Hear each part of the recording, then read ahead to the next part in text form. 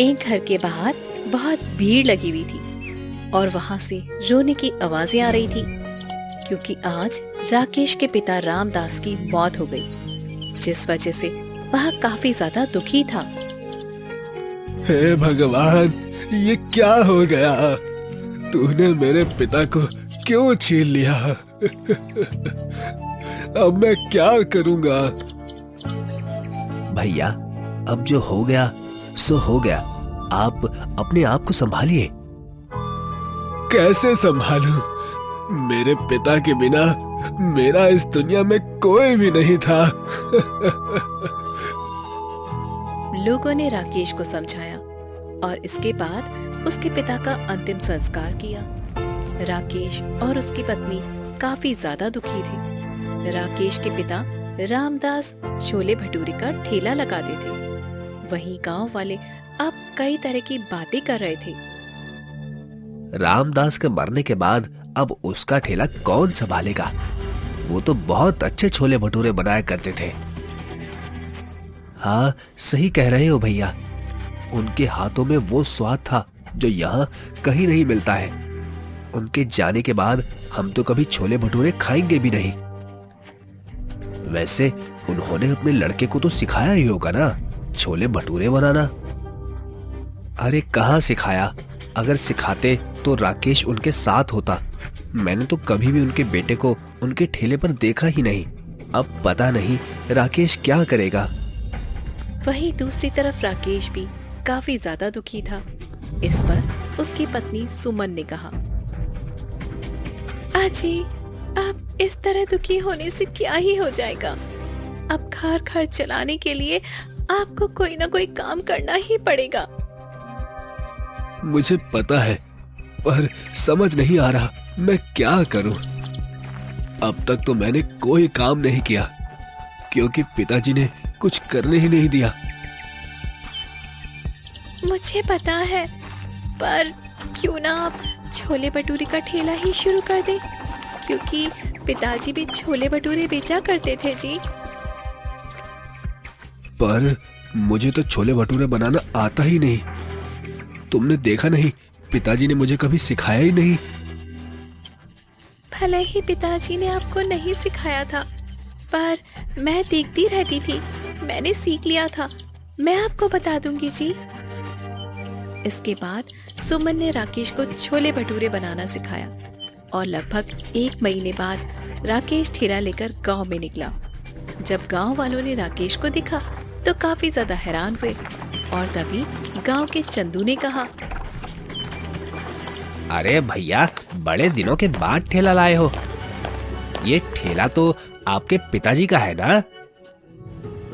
हाँ, सही कह रहे हो। उनके जाने के बाद अब मैं ही छोले भटूरे बेचा करूंगा। पर एक बात बोलूं भैया, बुरा तो नहीं मानोगे? आपके पिताजी के हाथ में बहुत स्वाद था। क्या आप वो स्वाद हम लोगों को दे पाओगे? यह सुनकर राकेश भी थोड़ा परेशान हो गया, क्योंकि उसने भी अपने पिताजी के छोले भटूरे खाए थे। वह बहुत ही स्वादिष्ट छोले भटूरे बेचा करते थे। इस पर राकेश ने कहा, मैं उनके जैसे स्वादिष्ट भटूरे तो नहीं बना पाऊंगा, पर कोशिश पूरी करूंगा। उस दिन राकेश के ठेले पर 1-2 ग्राहक ही आए। वहीं जो पुराने ग्राहक थे वह उसके ठेले पर नहीं आए, क्योंकि उन्हें पता था अब वह स्वाद वहां नहीं मिलने वाला। शाम होने को आई, पर राकेश की बस थोड़ी ही बिक्री हुई, जिससे राकेश काफी ज्यादा दुखी हुआ और घर आ गया। घर आने पर सुमन ने कहा, अजी, आज आपका दिन कैसा गया? क्या बताऊं, आज का दिन ज्यादा अच्छा नहीं गया। बस 2-3 ग्राहक ही आए। बस 2-3 ग्राहक आए? शायद आज पहला दिन था ना, इसी वजह से। आप परेशान मत होइए, सब ठीक हो जाएगा। ऐसी बात नहीं है। मुझे पता है ग्राहक क्यों नहीं आ रहे, क्योंकि उन्हें लगता है मैं वो स्वाद उन्हें नहीं दे पाऊंगा जो पिताजी उन्हें दिया करते थे। अजी, आप लोगों के बारे में क्यों सोचते हैं? उनका तो क्या है? आप बिना फालतू में परेशान मत होइए, बस रोजाना ठेला लगाइए, देखना आपका ठेला भी काफी अच्छा चलने लगेगा। वैसे भी छोले भटूरे बहुत ही स्वादिष्ट है, मैंने खुद खाकर देखे हैं जी। यह सुनकर राकेश के मन में एक उम्मीद जगी और वह अगली सुबह फिर से ठेला लेकर निकल गया। पर आज उसकी एक भी छोले भटूरे की प्लेट नहीं बिकी। दोपहर होने को आई, जिस वजह से वह काफी ज्यादा परेशान हो गया।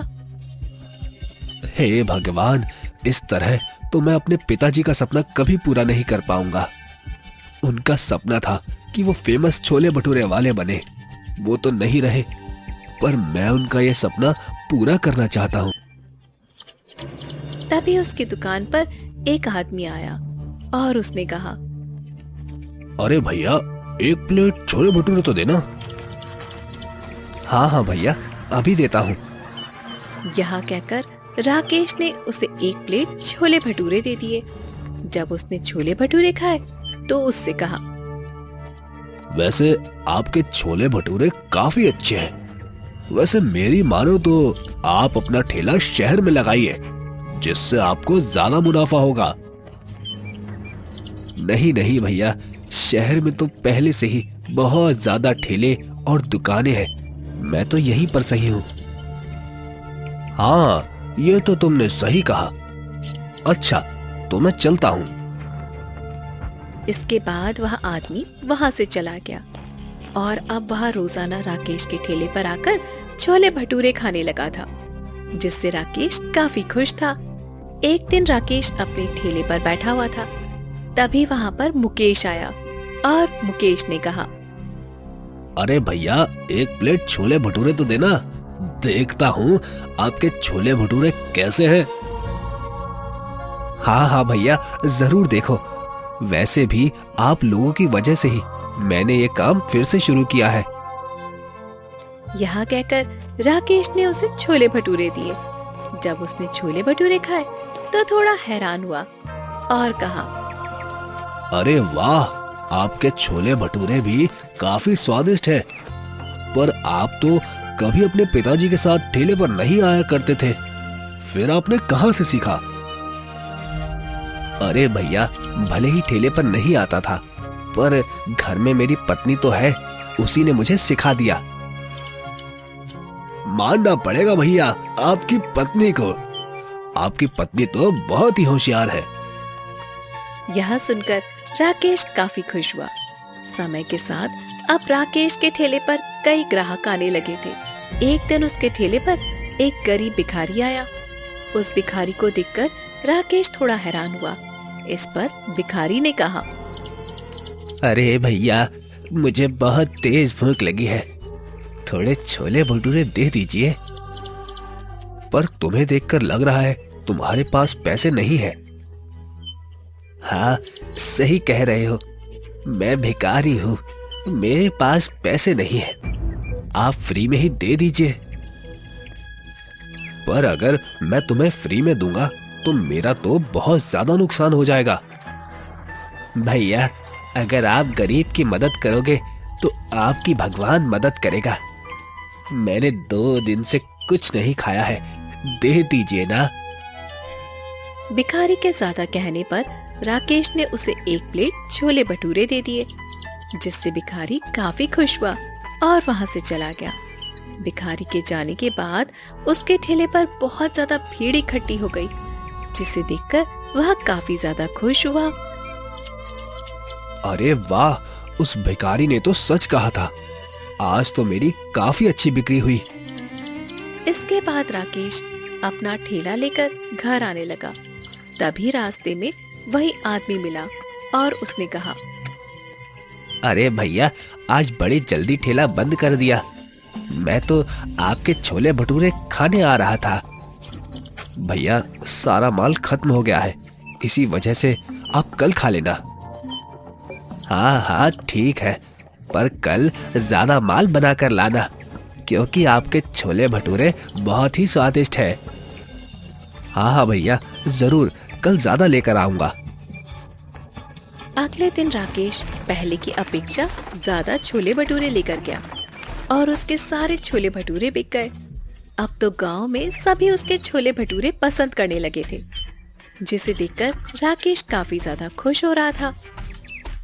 हे भगवान, मैंने कभी नहीं सोचा था मेरा ठेला इतना अच्छा चलने लगेगा। लगता है पिताजी का सपना पूरा हो जाएगा।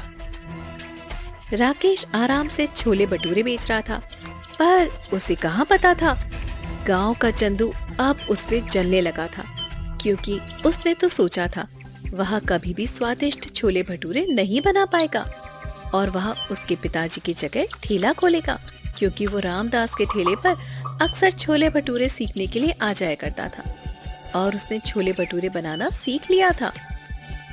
इस राकेश ने आकर मेरा सारा काम बिगाड़ दिया है। मुझे कुछ ना कुछ तो करना ही पड़ेगा, वरना मैं इसे इसी तरह कामयाब होता देखता रहूंगा। यह कहकर वह राकेश के ठेले पर आया और उससे बोला, अरे भैया, अब तो आपकी काफी अच्छी बिक्री होने लगी है। हाँ हाँ भैया, भगवान की कृपा और आप लोगों की कृपा से अब बिक्री सही हो रही है। वैसे बड़ी अजीब बात है, आपके छोले भटूरे तो इतने ज्यादा स्वादिष्ट भी नहीं है। भैया, अगर स्वादिष्ट नहीं होते तो लोग मेरे ठेले पर नहीं आते। उन्हें मेरे छोले भटूरे पसंद आ रहे हैं, इसीलिए। तभी वहाँ पर वही आदमी आया और बोला, आज तो छोले भटूरे खत्म नहीं हुए ना? अरे नहीं नहीं भैया, आज मैंने आपके लिए बचा लिए हैं। अच्छा, तो एक प्लेट मुझे पैक कर दो। और मैं तुमसे ये कहने आया हूँ, कल मुझे 100 प्लेट छोले भटूरे चाहिए हैं, तो तुम बना देना। हाँ हाँ भैया, क्यों नहीं। ठीक है, तो ये लो, मैं तुम्हें कुछ पैसे पहले दे देता हूँ, आधे बाद में दे दूंगा। अरे भैया, पैसे देने की क्या जरूरत है, बाद में ही दे देना। अरे नहीं नहीं, तुम रखो पैसे। इसके बाद आदमी छोले भटूरे लेकर वहाँ से चला गया, जिससे चंदू मन ही मन काफी ज्यादा गुस्सा हुआ और वहाँ से चला गया। वहीं राकेश घर आया और उसने सुमन से कहा, सुमन, मुझे 100 प्लेट छोले भटूरे का ऑर्डर मिला है और सारा काम आज से ही शुरू करना पड़ेगा। आप चिंता क्यों कर रहे हैं जी? बाजार जाकर सामान ले आइए। हम आज रात ही छोले भिगो देंगे और कल सुबह बना लेंगे। हाँ हाँ, ये तुमने बिल्कुल ठीक कहा। इसके बाद राकेश बाजार गया और सामान ले आया। अगली सुबह ही वह दोनों काम में लग गए, क्योंकि वह लोग हमेशा ताजा माल बनाते थे। अभी सुमन छोले बना ही रही थी, तभी राकेश ने कहा, अरे मैं तो मसाला लाना भूल ही गया, अभी बाजार से मसाला ले आता हूँ।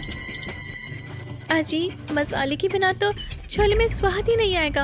आप जल्दी से जाइए और छोले का मसाला लेकर आ जाइए।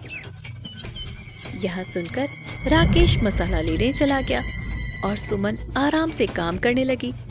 तभी वह थोड़ी देर के लिए बाहर चली गई, क्योंकि उसे याद आया पड़ोस में उसने कल अपना बेलन दे दिया था। जब वह घर आई तो उसने देखा राकेश आ गया था और उसने कहा, कहाँ चली गई थी तुम? कहीं नहीं, पड़ोस में ही गई थी जी। आप बताइए, आप मसाला लेकर आ गए? हाँ हाँ, मैं मसाला ले आया हूँ, लो डाल दो सब्जी में। यह सुनकर सुमन ने मसाला सब्जी में डाल दिया और इसके बाद वह भटूरे की तैयारी करने लगी। तभी वहाँ पर वही आदमी आया। आदमी को देखकर राकेश थोड़ा हैरान हुआ और बोला, अरे आप इतनी सुबह सुबह? मैं तुमसे ये कहने आया हूँ कि 100 प्लेट और चाहिए है। क्या? पर कल तो आपने सिर्फ 100 प्लेटों के लिए ही कहा था। हाँ हाँ, मुझे पता है, पर मेहमान ज्यादा हो गए। अगर हो जाए तो बहुत अच्छा रहेगा। हाँ हाँ भैया, क्यों नहीं, आप चिंता मत कीजिए, हो जाएगा। इसके बाद राकेश छोले में और सामान बढ़ाने लगा, जिस पर आदमी ने उसे रोककर कहा, इन छोलों में कुछ मत करो, इन्हें बाहर फेंक दो। क्या इन्हें बाहर फेंक दूं? पर क्यों? क्योंकि इसमें किसी ने मिलावट कर दी है। ये आप क्या कह रहे हैं? मैंने तो सब कुछ सही डाला है। मुझे पता है, पर इसमें किसी ने जानबूझकर मिलावट की है। यह सुनकर राकेश काफी ज्यादा हैरान हुआ। वहीं सुमन भी हैरान थी कि आखिर ऐसा कौन कर सकता है। और राकेश ने कहा, ऐसा काम कौन करेगा? जब मैं घर आ रहा था तो मैंने खिड़की से एक आदमी को इसमें मिलावट करते हुए देखा था। क्या? पर वो कौन था? क्या आप उसे पहचान सकते हैं? हाँ, मैं उसे पहचानता हूँ। वो कल तुम्हारे ठेले पर आया था जब मैं तुम्हें ऑर्डर देने आया था। क्या? ठेले पर उस समय तो चंदू था। इसका मतलब उसने मेरे छोले में मिलावट की। पर वो ऐसा क्यों करेगा? मुझे नहीं पता, ये तो उससे मिलकर ही पता चलेगा। इसके बाद वह लोग उसी के पास गए। वह आराम से दुकान पर चाय पी रहा था। उन दोनों को देखकर वह पहले तो थोड़ा घबराया और फिर बोला, अरे आप लोग यहाँ पर? आप भी चाय पीने आए हैं? चाय पीने नहीं आए हैं, बल्कि ये बताओ तुमने मेरे छोले में क्या मिला दिया है? ये तुम क्या कह रहे हो? मैंने कुछ नहीं मिलाया है। तुम झूठ बोल रहे हो। इन्होंने अपनी आंखों से देखा है। हाँ बताओ, तुमने क्या मिलाया है उनमें? अरे मैंने कुछ नहीं मिलाया। आप लोगों को कोई गलतफहमी हुई है। मैं भला ऐसा क्यों करूंगा? इसका मतलब तुम सच नहीं बताओगे। चलो हम लोग मुखिया के पास चलते हैं। यह सुनकर चंदू काफी ज्यादा परेशान हो गया, क्योंकि उसे पता था अगर मुखिया के पास गए तो उसकी असलियत सामने आ जाएगी। और वह वहां से भागने की कोशिश करने लगा, जिस पर आदमी ने उसे पकड़ लिया और कहा, तुम मुझे जानते नहीं हो। मैं कोई मामूली आदमी नहीं हूँ, बल्कि पुलिस इंस्पेक्टर हूँ। यह सुनकर चंदू बुरी तरह घबरा गया और बोला, मुझे माफ कर दीजिए। मैंने ये सब गुस्से में कर दिया था। मुझसे बहुत बड़ी भूल हो गई। इसका मतलब तुमने उसमें कुछ मिलाया था। वैसे क्या मिलाया था तुमने? मैंने उसमें जहर मिला दिया था, जिसे खाकर लोग मरते और फिर कोई भी राकेश के ठेले पर नहीं आता। पर तुमने ये सब किया क्यों? ऐसा करने से तुम्हें क्या मिलता? क्योंकि मैं पहले छोले भटूरे का ठेला लगाना चाहता था, पर राकेश ने लगाकर मेरा बना बनाया खेल खराब कर दिया, इसीलिए। यह सुनकर वह लोग काफी ज्यादा हैरान हुए। इसके बाद आदमी ने कहा, तुम दोबारा से छोले भटूरे बनाओ, तब तक मैं इसे जेल की हवा खिला कर लाता हूँ। वैसे मुझे नहीं पता था कि आप पुलिस इंस्पेक्टर हैं। मैं अपनी असलियत किसी को बताता नहीं हूँ, क्योंकि मैं अंडरग्राउंड काम करता हूँ। वो तो यहाँ मुझे इसे पकड़ना था, इसलिए बता दिया। इसके बाद राकेश घर आ गया और फिर से छोले भटूरे बनाने लगा। वहीं अब वह काफी ज्यादा खुश था। इसके बाद उसने फिर से छोले भटूरे बनाए और उन्हें दे दिए, जिससे वह काफी ज्यादा खुश हुए।